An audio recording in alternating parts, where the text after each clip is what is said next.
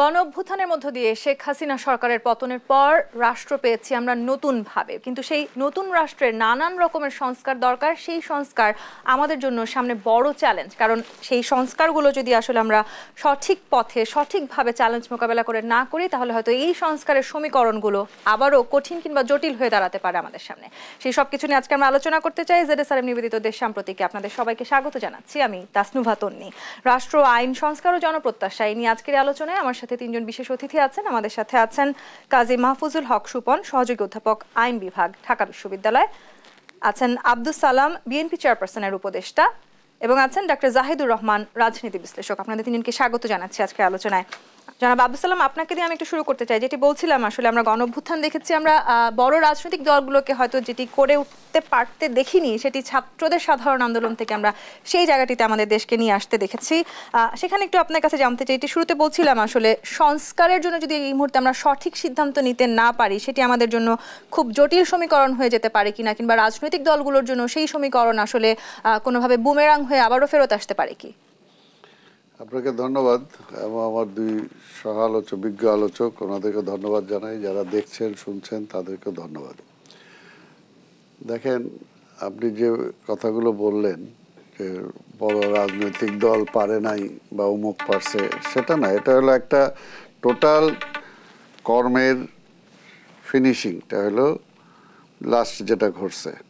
তা এখন এটা এর মানে এই না যে গত 15-17 বছরের যে বিএনপির রক্ত দেয়া, বিএনপির গুম, বিএনপির অত্যাচার এবং আমাদের রাজনৈতিক কার্যক্রম, এগুলো দিয়ে তো জনগণ, যে এখানে আপনাদের এখানেই তো বলছি আমরা যে সম্পূর্ণ জনগণকে আমরা বিচ্ছিন্ন করে দিছি আজকের এই সরকার আওয়ামী লীগের সাথে। কিন্তু আওয়ামী লীগ জোর করে প্রশাসন দিয়ে, পুলিশ দিয়ে, র্যাব দিয়ে জোর করে ক্ষমতায় ছিল, এবং যেটা প্রমাণ হলো মানে লাস্ট যেটা ছাত্রদের এই জনতার বিপ্লবের মধ্য দিয়ে। আর আরেকটা যেটা আপনি বলতেছেন যে সংস্কার, দেখেন সংস্কার যে কোনো সময়, এখানে দুইজনই শিক্ষক, সংস্কার এটা চলমান প্রক্রিয়া।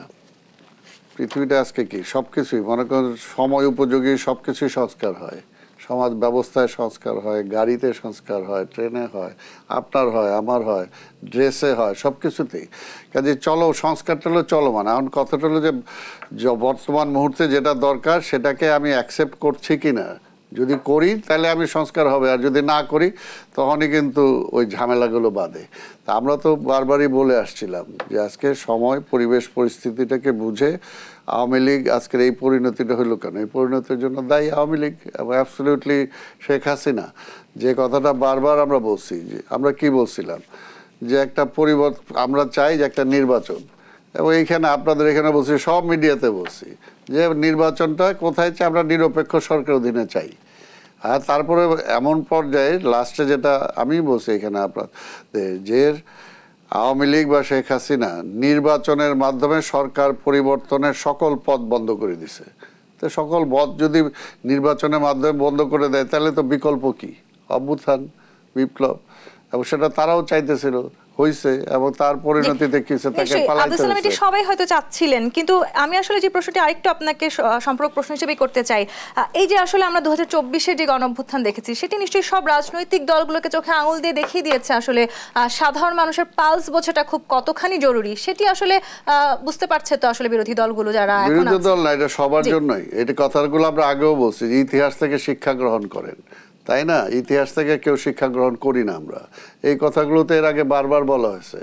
যদি উনি ইলেকশন দিয়ে দিতেন, এমনকি এক সপ্তাহ আগেও যে উনি গোয়ার্তুমি করতেছিলেন, সেগুলো না করে যেটা বলছিলাম যে বেগম খালেদা জিয়ার ছাড়েন, আলোচনা করেন, আলোচনা করে কিভাবে একটা ফেয়ার নির্বাচন হতে পারে সেটা ব্যবস্থা করেন। এবং ছাত্রদের দাবি, এটা তো কোনো দাবিই ছিল না। অর্থাৎ এটাকে বাইপাস করার জন্য তিনি মনে করছে এটা দিয়ে বোধ এইবারও একটা ট্রাম মেরে উনি বের হয়ে যাবেন। কিন্তু আল্লাহর তরফ থেকে কখন যে কোনটাতে ধরা খাওয়া যাবে, এটা ধরা খেয়ে গেছে। এই মুহূর্তে আসলে আমরা বলতে পারি খুব একটা সহজ এক্সিট হয়তো নেই খুব সামনে। ডাক্তার জাহিদুর রহমান, একটু এই প্রশ্নটি আপনার কাছে করতে চাই। এই যে আসলে রাজনৈতিক দলগুলো খুব সহজ এক্সিট খোঁজার চেষ্টা করছিলেন, সেটি হয়তো 2024 আমাদেরকে দেখিয়েছে খুব সহজে সেই এক্সিট নেওয়ার সুযোগ এখন আর নেই। জেনজি যারা আছেন তারা যথেষ্ট বোঝার ক্ষমতা তাদের আছে।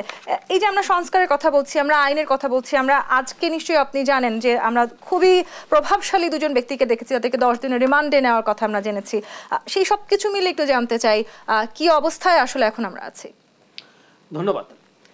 দু একটা কথা একটু বলে রাখা দরকার, এই যে সহজ এক্সিট নাই, মানে আওয়ামী লীগের এক্সিটটা কঠিন হলো কেন? কারণ ও গায়ের জোরে থেকে যেতে চেয়েছে।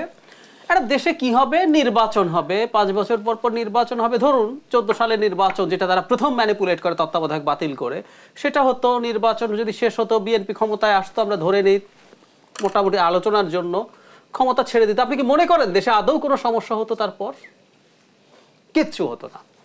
এবং বিএনপিও যদি পরের নির্বাচনে ধরে নিলাম কাগজে কলমে ক্ষমতায় থাকলে তো নানান রকম সমালোচনা হয়, 18 সালে বিএনপি হারলো, আওয়ামী লীগ আসতো, কোনো সমস্যা হতে পারতো? হতো না। সো যতদিন পর্যন্ত আপনি এই যে স্মুথ পাওয়ার ট্রান্সফার, আপনি গণতান্ত্রিকভাবে পাওয়ার ট্রান্সফার নিশ্চিত করতে না পারবেন, তাহলে এই হবে, যেই দলই করুক না কেন দিনের শেষে এই এসে দাঁড়াবে। সুতরাং সেফ এক্সিটের ব্যাপারে যে সংস্কারের কথা বলছেন, আমাদের দলগুলোর এই ঐক্যমত্য লাগবে যে আমরা আসলে নির্বাচনী ব্যবস্থাটাকে ম্যানিপুলেট করে কখনো ক্ষমতায় থাকতে চাইবো না। এটা হলো প্রধান জায়গা।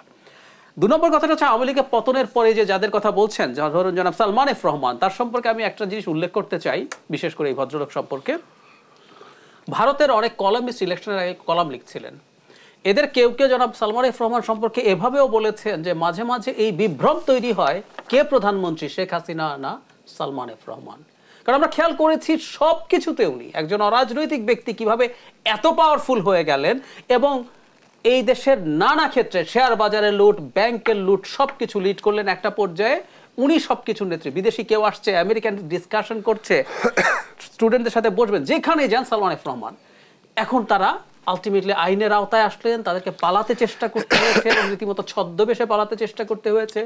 আইনমন্ত্রী এই দেশের আইন ব্যবস্থাটাকে ধ্বংস করে দিয়েছেন আক্ষরিক অর্থে। এই যে সরকারের আমরা যে প্রায় সেপারেশন অফ পাওয়ার বলি, একটা গণতান্ত্রিক ব্যবস্থা কিভাবে চলে, ওখানে সেপারেশন অফ পাওয়ার থাকে, স্টেটের 3টা উইং থাকে, বিচার বিভাগ, আইন বিভাগ এবং শাসন বিভাগ, অনেকগুলো ইনস্টিটিউট থাকে, সব ধ্বংস করেছেন এই ব্যক্তি। এখন তাদেরকে বিচারের আওতায় আনা হয়েছে, তাদের বিচার হবে। এবং আমি একটা জিনিস একটু যোগ করে রাখতে চাই, তাদের রিমান্ড দেওয়া হয়েছে। রিমান্ড বলতে যে আমাদের সমাজে এক ধরনের একটা পারসেপশন আছে, আমি আশা করি বর্তমানে এবং ভবিষ্যৎ বাংলাদেশে রিমান্ড মানে জিজ্ঞাসাবাদী যাতে হবে। আমরা কোনোভাবেই কারো ওপরে কাস্টাডিতে কোনো রকম টর্চারকে সমর্থন করি। কিন্তু সেই টর্চারের গল্প আমরা শুনেছি। কাজী মাহফুজুল হক সুপন, আপনি যেহেতু আসলে আইন বিভাগের অধ্যাপক, একটু আপনার কাছে আমি এই জন্য শেষে আসলাম।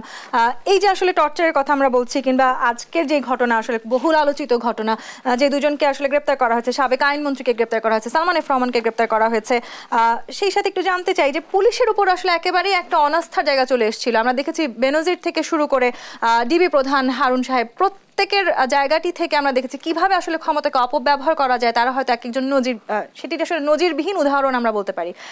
সেখানে একটু জানতে চাই, এই যে আজকে আমরা যে শাস্তির আওতায় তাদেরকে আনতে পেরেছি, সেটি নিয়ে আসলে এই আইনের ধারা আমরা আসলে বজায় রাখতে পারবো কিনা, ক্ষমতাধর ব্যক্তিরাও যদি অন্যায় করেন তাদেরকে আমরা আইনের আওতায় আনতে পারবো কিনা।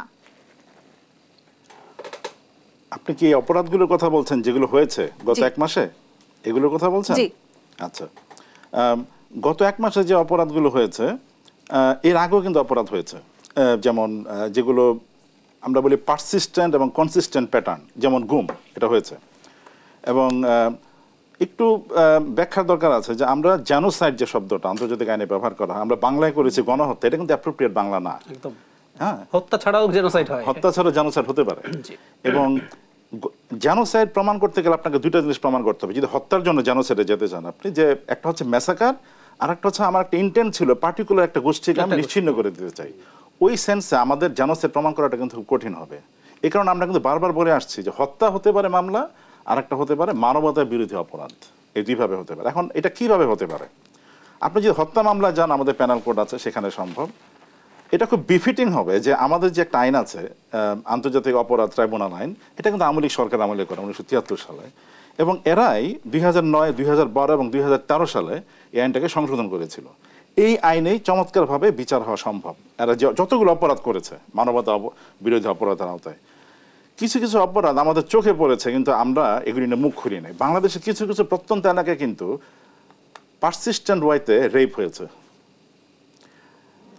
সেক্সুয়াল স্লেভারি হয়েছে। আমরা পত্রিকায় টুকটাক পেয়েছি, ছাত্রীনিবাস থেকে ছাত্রীদের বিশেষ বিশেষ জায়গায় যেতে বাধ্য করা হয়েছে।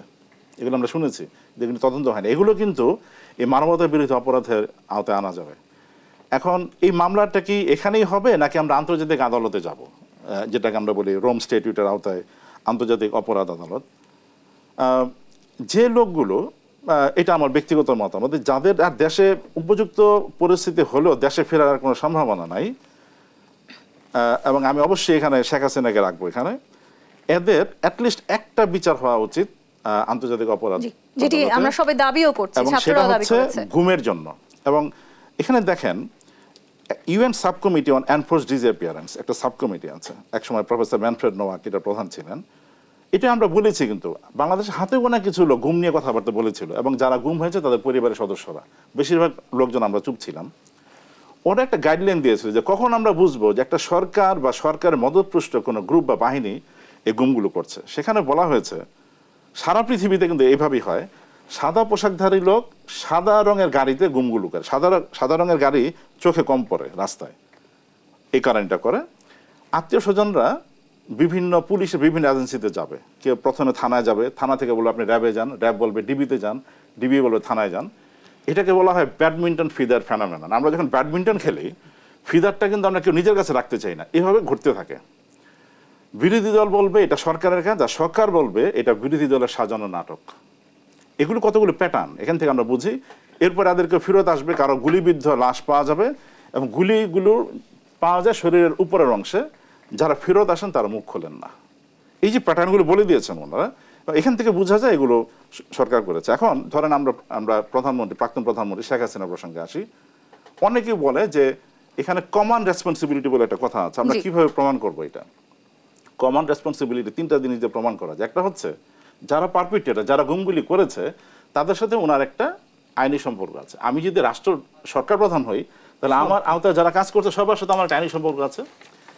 দ্বিতীয়ত হচ্ছে যে আমার একটা নলেজ ছিল যে অপরাধগুলো হচ্ছে। তৃতীয়ত যে আমি জানার পরেও আমি হয়তো ডিরেক্টলি বলি না তুমি গুম করো, কিন্তু গুমটা আমি জানি হচ্ছে, কিন্তু আমি কোনো ব্যবস্থা নেই। এটা প্রমাণ করা কিন্তু খুব কঠিন হবে না। এবং সেখানে আমরা আয়না ঘরের মতন একটি বড় উদাহরণও কিন্তু দেখতে পেয়েছি, যেখানে সরাসরি ডিজিএফআই যুক্ত ছিল। এটা আরো বেরোবে, আরো অনেক ঘটনা বেরোবে, এবং এখান থেকে কিন্তু আমরা কমান্ড রেসপন্সিবিলিটি খুব সহজেই আমরা এটা প্রমাণ করতে পারবো। তো এই জায়গায় একটু আমাদের যারা নীতি নির্ধারক আছেন তাদেরকে একটু কেয়ারফুল হতে হবে। জি, কিন্তু আসলে যে আইনগুলোর কথা আপনি বলছিলেন, সেখানে আসলে এরকম অনেকও তো আইন আছে যেগুলো আমাদের এখন সংস্কার করারও প্রয়োজন আছে। সেটা আছে। জি, বিরোধী দল হিসেবে যখন আপনারা ছিলেন আব্দুল সালাম, আপনাদেরকেও কিন্তু নানান রকম আসলে গুম খুনের এক ধরনের নির্যাতনের মধ্য দিয়ে যেতে হয়েছে। সেই জায়গাগুলো নিয়েও তো এখন আসলে আমরা কথা শুনছি, নানান রকমের আলোচনা বেরিয়ে আসছে। সেখানেও একটু সংস্কারের জায়গা আছে কিনা, কিংবা আপনারা যদি আবার যখন ক্ষমতায় আসবেন, যদি সুষ্ঠুভাবে নির্বাচন হয়, যদি আপনারা জনগণের ভোটে জয়ী হয়ে সরকার গঠন করেন, আপনারাও কি আবার আসলে হিস্ট্রি রিপিটস বলে যে একটি শব্দ আছে সেখানেই ফেরত আসবেন, নাকি নিজেদেরকে সংস্কার করবেন, সেটিও ভাবতে হবে আমাদের। এই জায়গাগুলো নিয়ে আলোচনা করবো, একটি বিরতি নিতে চাই। দেশ সাম্প্রতিক বিরতি নিয়ে ফিরছি, সাথেই থাকুন।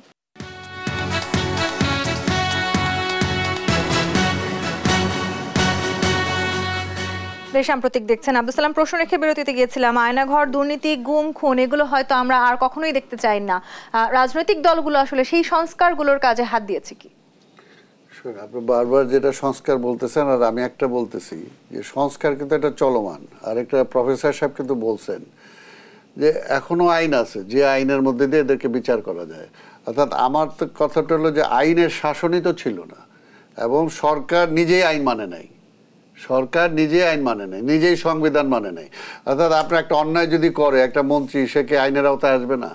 বা একটা আমি অন্যায় করলাম, বিরোধী দল, বা আমি অন্যায় করি নাই, আমাকে আইনের মধ্যে নিয়ে গেল, কিন্তু সে অন্যায় করতেছে, তাকে আটতেছে না, তাই না? তো এইগুলো এই কারণে আজকে অবস্থা। আইন যে নাই একেবারে সেটা না। আবার আব্দুল সালাম, আইন দেখিয়ে আসলে এই জেনারেশনকে যে বুঝিয়ে রাখা যাবে সেটিও যে সম্ভব নয়, আশা করি সেটিও এই রাজনৈতিক দলগুলো এখন বুঝতে পেরেছে। না, আইন দেখে বোঝানো যাবে না কেন? আপনি যদি আইনটাকে কঠোরভাবে ফলো করেন, সবার জন্য, এখানে আমরা 4 জন আছি, 4 জনের জন্য যদি একটা সমানই থাকে তাহলে অবশ্যই থাকবে। আজকে সেটাই তো ছিল না, সেটাই তো গত 15-16 বছরে ছিল না, আইনের কোনো শাসন ছিল না।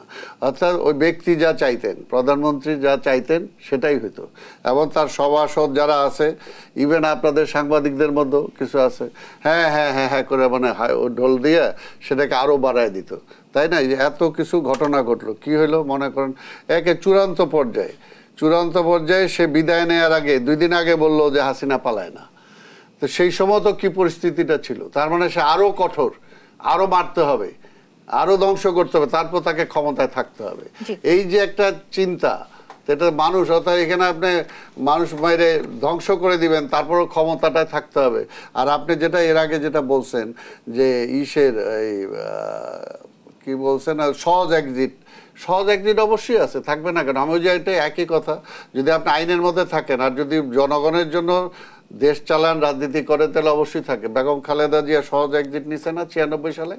96 সালে তো উনি প্রধানমন্ত্রী হয়েছিলেন, পার্লামেন্ট ছিল, সব কিছু ছিল, কিন্তু তারপরেও তো যখন অন্যান্য দলগুলো সেটা মানে নাই, তখন তো সেটা সে শুনছে এবং শুনে নিজে রিজাইন করে সে পার্লামেন্টে জোর কখনোই সুযোগ নাই, কখনোই সুযোগ নাই। এটা আবার নতুন করে ইতিহাসে শিখাই দিয়ে গেল, কিন্তু এটা কখনোই নাই। আপনি কারণ এই যে বললেন না যে আজকের এটা আস্তে আস্তে তো জনগণ যে কিরকম বিক্ষুব্ধ হয়েছিল, আপনি এটা চিন্তা করতে পারেন যে গণভবনের ভিতরে ঢুকে যে কিভাবে সেখানে করছে, অর্থাৎ দেখে মানুষের মধ্যে ক্ষোভ। এই যে আজকে পুলিশের কিছু কেন আসছে, যে পুলিশ এমন অত্যাচার করছে, এমন নিপীড়ন করছে, এবং কিছু সব পুলিশ তো না, অর্থাৎ পুলিশের কিছু ব্যক্তি, এবং সেটা যায় তাদের উপরে পড়ছে। এর জন্যই তাদেরও মনে রাখা, সবারই লেসনটা সবাইকে নিতে হবে। যদি অর্থাৎ আমি যদি একটা দলের লেজুর হয়ে যাই প্রশাসনের, তখন স্বাভাবিক কি অবস্থা হবে? অর্থাৎ রাষ্ট্র, প্রজাতন্ত্র তো ছিল না, তাই না? একটা রাজতন্ত্র হয়ে গেছিল। কাজেই আজকে ওই অবস্থা থেকে ফিরে আসতে হবে, এখান থেকে শিক্ষা নিতে হবে। আপনি পুলিশের কথা বলছিলেন, পুলিশের যে ভূমিকা আমরা দেখেছি এবারের পুরো গণঅভ্যুত্থানে, সেটি সবাই আসলে দুবার করে হলেও ভেবেছে যে আসলে তাদের কি ভূমিকা আমরা দেখলাম। একেবারে নিরস্ত্র যারা ছাত্র ছিলেন তাদেরকে আমরা সরাসরি গুলি করতে দেখেছি। কাজী মাহফুজুল হক শোভন, একটু আপনার কাছে আসি। খসড়াতে 18 বছর ধরে পুলিশ সংস্কার আইন যেটি, সেটি আটকেই ছিল। সেটিকে আসলে ইচ্ছাকৃতভাবেই আটকে রাখা হয়েছিল কিনা সেটি আমরা সেই তর্কে হয়তো এখন আর যাওয়ার সুযোগ নেই, কিন্তু পুলিশ যে আসলে জনগণের বিশ্বস্ত হতে পারবে আরো একবার এই দেশের মানুষের কাছে, সেই সুযোগ কতখানি আছে? নাই, আমি খুব আশাবাদী না। কারণ সংস্কার বলতে আমরা যেটা বোঝাচ্ছি, শুধু আইনের সংস্কার করলে কিন্তু হবে না। আইন যেগুলো আছে সেগুলো তো আমাদের মধ্যে মানার কোনো প্রবণতা নাই। ধরেন আমাদের সংবিধানে আছে যে ইলেকশন হবে, তারপরে ইলেকশনের পরে যারা জিতবে তারা ক্ষমতায় আসবে। একটা খুব মজার একটা মন্তব্য আমার মনে পড়ছে এখন, যে আমেরিকার যে স্বাধীনতার ঘোষণা 1776 সালে, এটা খসড়া তৈরি করার সময় আলোচনা করছেন থমাস জেফারসন, বেঞ্জামিন ফ্রাঙ্কলিন, এরা আর কি, জর্জ ওয়াশিংটন। তো সেখানে আপনার একটা চমৎকার মন্তব্য করেছিলেন জেফারসন, যে ক্ষমতা পরিবর্তনে যখন কোনো বৈধ উপায় থাকে না, মানুষ তখন অশান্তিপূর্ণ এবং অবৈধ উপায়ে ক্ষমতা পরিবর্তন করে, এবং এইভাবে ক্ষমতা পরিবর্তন করাটাও মানুষের একটা অধিকার।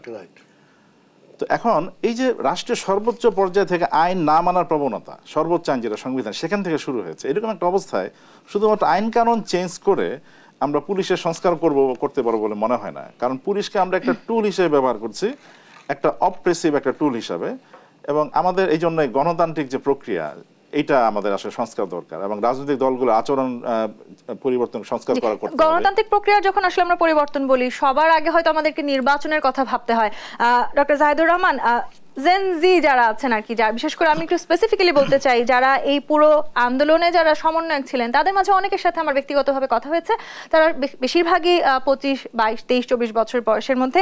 তাদের মধ্যে ম্যাক্সিমাম কেউ আসলে ভোট দেওয়ার সুযোগ পাননি, তারা কেউই ভোট দিতে পারেননি। তাদের মাঝে কিন্তু সেই রেসটা রয়ে গেছে, সেটি আমাদের হয়তো এই জেনারেশনে অনেকেই দিতে পারেননি। সেখানে আমাদের ফেরত আসতে হবে, আমাদের ভোট দেওয়ার অধিকারটি নিশ্চিত করতে হবে। আপনারা দীর্ঘদিন নিয়ে এই বিষয়গুলো নিয়ে কাজ করছিলেন, এখন আসলে সময় এসছে যাতে করে সবাই ভোটের অন্তত অধিকার নিশ্চিত করতে পারে। এখানে আপনার মতামত আমি শুনবো। একটি বিরতি নিয়ে ফিরতে হবে, সাম্প্রতিক বিরতি নিয়ে ফিরছি, সাথেই থাকুন।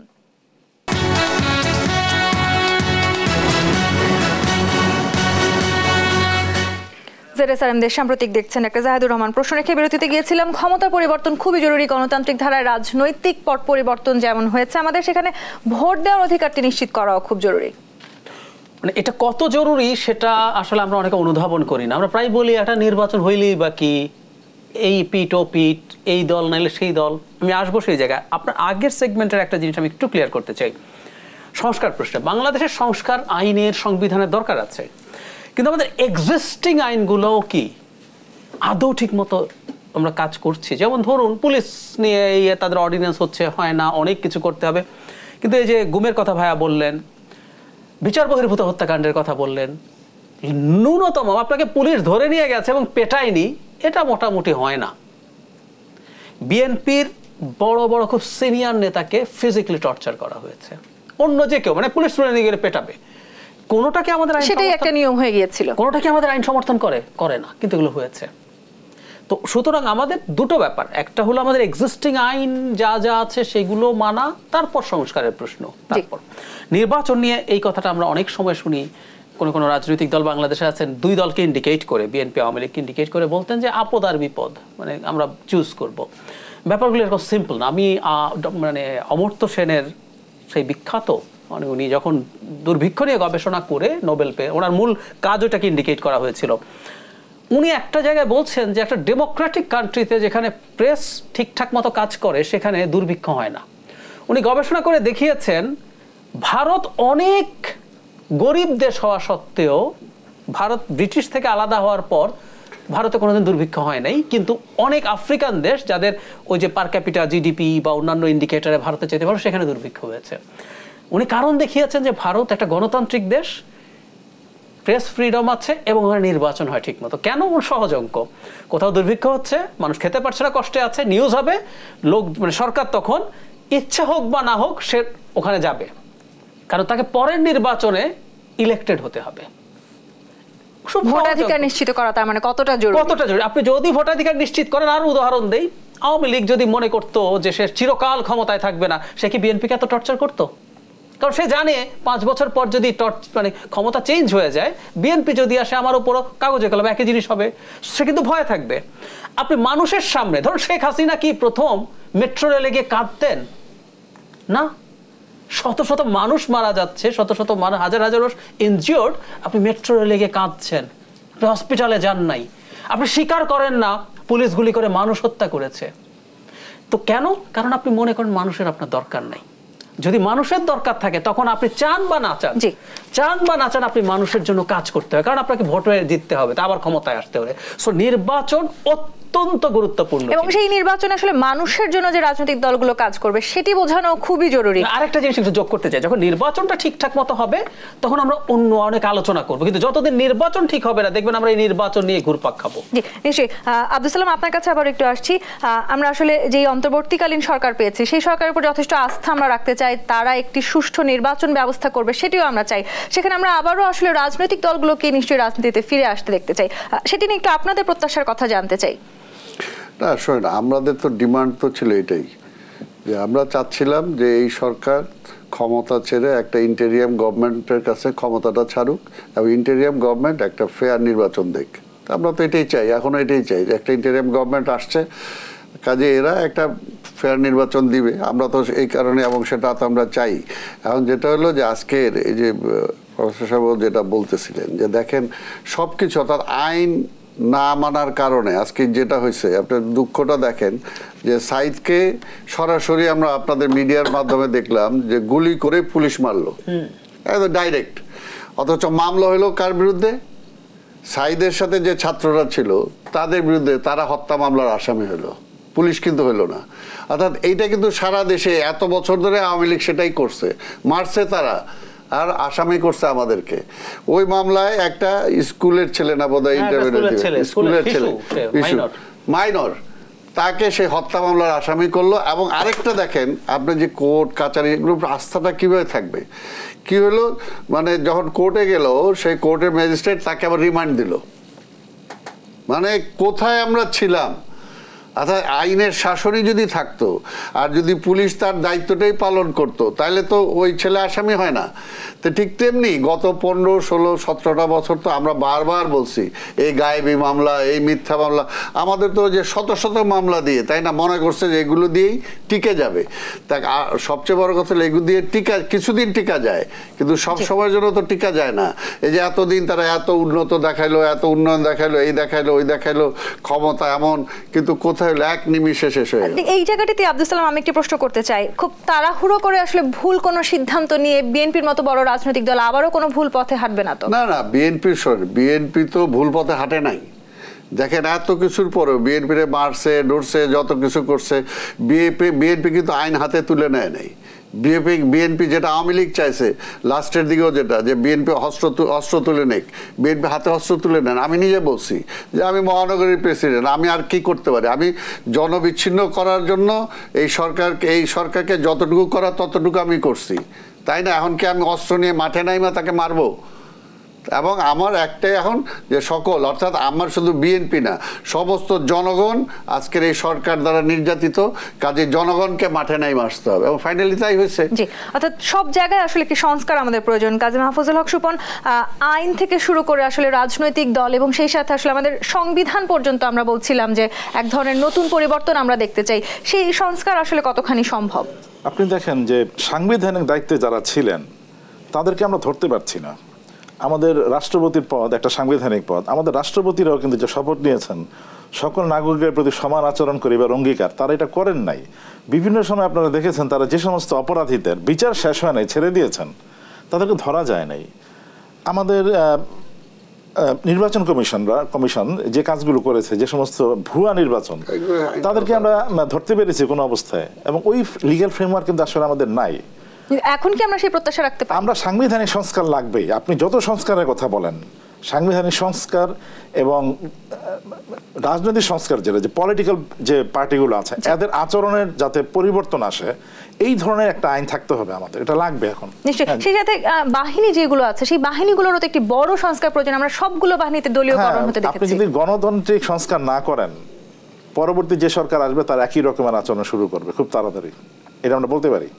এটা আমরা দেখে আসছি গত 50 বছর যাবত। কিন্তু এখান থেকে বেরিয়ে আসতে তো হবে আমাদের। ডাক্তার জাহিদুর রহমান, বেরিয়ে আসার উপায় কি তাহলে? বেরিয়ে আসার উপর হচ্ছে জনগণের চাপ। আমি একটা উদাহরণ বারবার বলছি যে গণতন্ত্রের অনেক সমালোচনা আছে, তারপরে গণতন্ত্রকে শ্রেষ্ঠতম শাসন ব্যবস্থা কেন বলে? কারণ দিনের শেষে আপনি কিছু মানুষের চাপের মধ্যে থাকেন। আপনি যদি পৃথিবীতে একনায়কের কিন্তু ভালো একনায়কের উদাহরণ আছে, আমি অন্তত একজনের নাম বলি, ধরুন লি কুয়ান ইউ, সিঙ্গাপুরের মারাত্মক একনায়ক, কিন্তু মানুষের জন্য কল্যাণকামী ছিলেন। কিন্তু সব মানুষ লি কুয়ান ইউ হয়ে উঠবে না, প্রায় সবারই শেখ হাসিনা হয়ে ওঠারই সম্ভাবনা বেশি। কিন্তু যখন জনগণের চাপ থাকে, জনগণের সচেতনতা থাকে, বলা হয় যে গণতন্ত্রের জন্য সবচেয়ে গুরুত্বপূর্ণ অ্যাসেট বা প্রিরিকুইজিট হচ্ছে সচেতন ইনফর্মড সিটিজেন্স।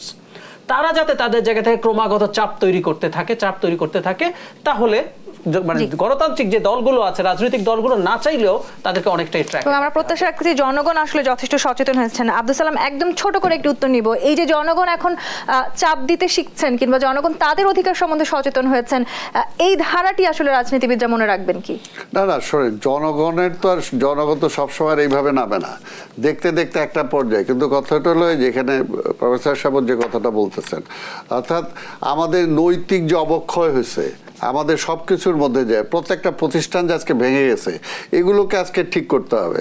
আর আরেকটা যেটা বললাম, যদি আপনি আইনের শাসনটাকে আপনি স্ট্রিক্ট করতে পারেন এবং জবাবদিহিতার মধ্যে আনতে পারেন, যাকে আপনি দায়িত্ব দিলেন, আপনাকে এখানে চেয়ারে বসানো হয়েছে, আপনাকে জবাবদিহি করতে হবে।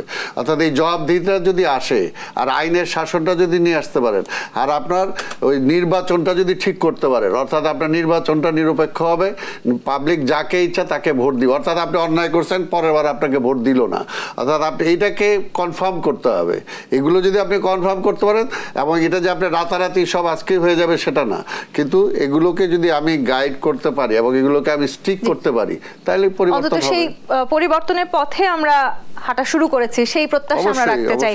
আব্দুল সালাম, কাজী মাহফুজুল হক স্বপন এবং ডক্টর জাহিদুর রহমান, অসংখ্য ধন্যবাদ আজকে আমাদেরকে সময় দেওয়ার জন্য। দর্শক, আগামী দেশ সাম্প্রতিক দেখবার আমন্ত্রণ রইল। ধন্যবাদ সাথে থাকার জন্য।